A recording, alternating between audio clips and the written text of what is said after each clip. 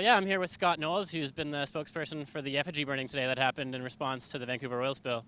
So, I mean, it seems like effigy burnings and beatings are the kind of thing that really have been reserved for, countries with military dictatorships where people are, violently unhappy with their government. But what do you think that seeing this coming to Canada kind of represents? I think people are really upset with the oil spill that's happened, but I think that's just one little symptom of government with an agenda that's not suited to the people and what the people here want. With climate change becoming a more apparent issue, we're starting to see real effects of people in the global south being displaced by rising sea levels, by natural disasters. There's a long history of colonialism here on these unceded Coast Salish territories, and so there's a lot of anger kind of rooted in these things. And we saw a year ago the Conservative government say that Vancouver's home to world-class spill response. And a couple weeks ago, there was a spill in English Bay. So we got to see that world-class spill response put to the test. And we saw it took 3 hours to activate the crew once the spill had been reported, 4.5 hours for people to actually show up and start cleaning up. It took 12 hours to get a boom around the vessel that had spilled, and 48 hours later there was oil on the beaches with no signs in certain areas.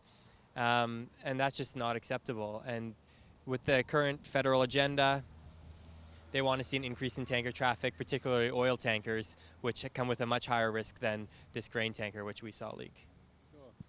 So, how do you think the anger that people were voicing today is going to, be felt by the Conservatives and the society in general in the context of this upcoming election? Well, I think that what we're seeing here in Vancouver is people are becoming a lot more active in organizing, doing a lot of grassroots organizing and getting out to the streets, holding community events, and really starting to challenge what is happening at the federal level, what's happening in Ottawa.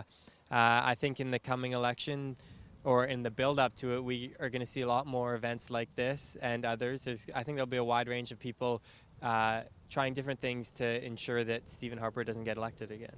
We heard a call for countries to take real action on climate change. That call's gone unanswered.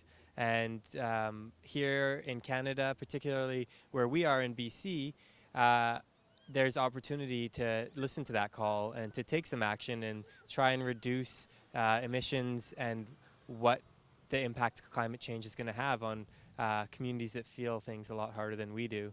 There's a lot of infrastructure that's being built right now, pipelines and LNG infrastructure, tar sands infrastructure.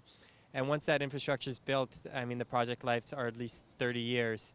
So right now is a really critical time to ensure that that infrastructure doesn't get built, that we don't get locked in for 30 years of making our economy really dependent on fossil fuels.